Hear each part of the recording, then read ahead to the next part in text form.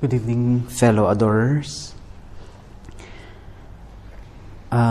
Most of us have watched the Les Miserables, and ang maganda dun sa Les Miserables, si Jean Valjean was set free after 19 years of imprisonment just because he stole a bread para doon sa kanyang pamangkin na gutom. So the punishment was so severe, and yet he endured it until such time na nabigyan siya ng parole. But the problem there is that once a prisoner is condemned, yung condemnation niya hindi natatanggal, no? Ganyan ang mundo natin, hindi ka na pagbibigyan. And so when he was released on parole, the parole will be forever. Hindi talaga siya makakatakas. So, when he tried to find work, hindi siya matanggap-tanggap dahil nga doon sa record niya na yon. And the beautiful thing there is napunta siya sa simbahan. Pero dahil sa gutom niya at gusto niyang mabuhay to be really free, na ninakaw niya yung mga gamit sa simbahan na mamahalin. Pero nahuli din siya ng mga sundalo at binalik siya sa bishop. But then the bishop said that ibinigay niya yun kay Jean Valjean. At idinagdag pa niya yung pinakamamahalin sa lahat, yung candle stand. At ang magandang binilin doon ng bishop is gamitin niya yun sa mabuti. May it help him to become a better man. And so he took it to heart, no? The beauty there is that the world will really condemn us. Kung ano man ang naging pagkakasala natin, maliit o malaki, the world will forever remember this little sin that we have committed. But the beautiful thing there na pinakita doon ni Victor Hugo, yung nagsulat ng Les Miserables, is that there is forgiveness when you come back to God. You become free indeed. Sabi nga those whom God sets free is free indeed. At ginamit niya nga yun sa kabutihan, naging mayor pa siya ng isang town until such time that yung pagiging mabuti niya is still put to test by the Lord by having somebody else be condemned. Kasi hinanap siya ni Javert, di ba, yung inspector. Hindi siya talaga tinantanan. Until such time na nakahuli sila ng seemingly si Jean Valjean to be condemned to death. Pero in his conscience, nung nalaman niya yon, nagpakilala siya na siya talaga yon. Because he cannot allow it, no? Na kung kailan siya nagbabago, may isa namang makokondemn dahil tinatago niya yung kanyang identity.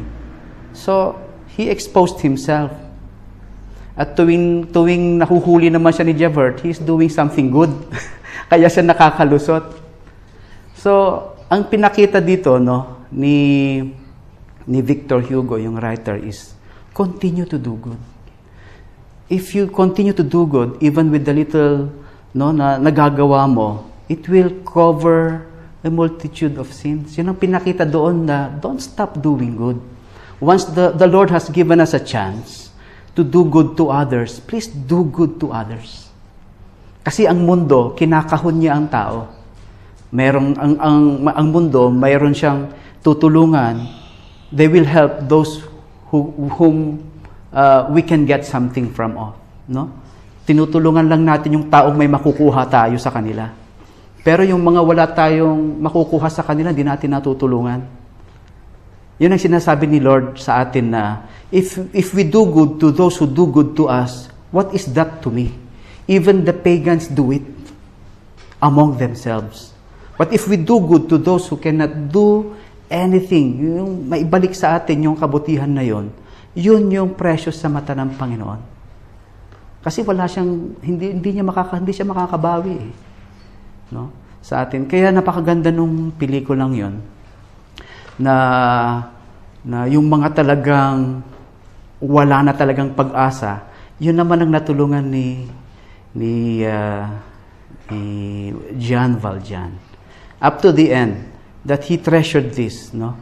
Kung nakita niyo doon sa last moments na tumatakas sila, yung candle stand na yun, di pa rin niya binebenta. Parang yun yung naging saving grace niya to remind him that he was given another chance during those times na mahirap talaga mabigyan ng chance. So sa atin, my dear friends, ang pagbalik natin sa Panginoon is something that is must be treasured ba? No? Among the many that has been called by the Lord, yung nagre-respond kasi yung nabibless. Kasi lahat naman tayo tinawag By virtue of our baptism, we are called to be missionaries. But how many of us is responding to this call? So my dear friends, through prayer, especially this year of faith, sabi ni St. James, no? Na sabi sa reading kanina, count it pure joy. No? Make it a joy na meron tayong mga trials sa buhay. Kasi yon is being one with the Lord.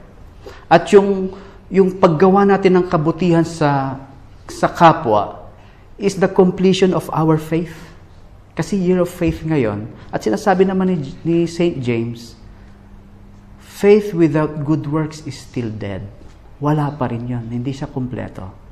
Kaya my dear friends, in every chance that we come across to do good to others, please do good to others. Especially, try ourselves to be aware. Ang nangyayari kasi sometimes we have our own worlds to live. No? And right before our eyes, kailangan tayong tumulong. Hindi natin nakikita. So, don't waste any chance to do good to others. Sabi nga doon ni Victor Hugo, sabi doon sa Les Miserables, to help another is to see the face of God. Amen.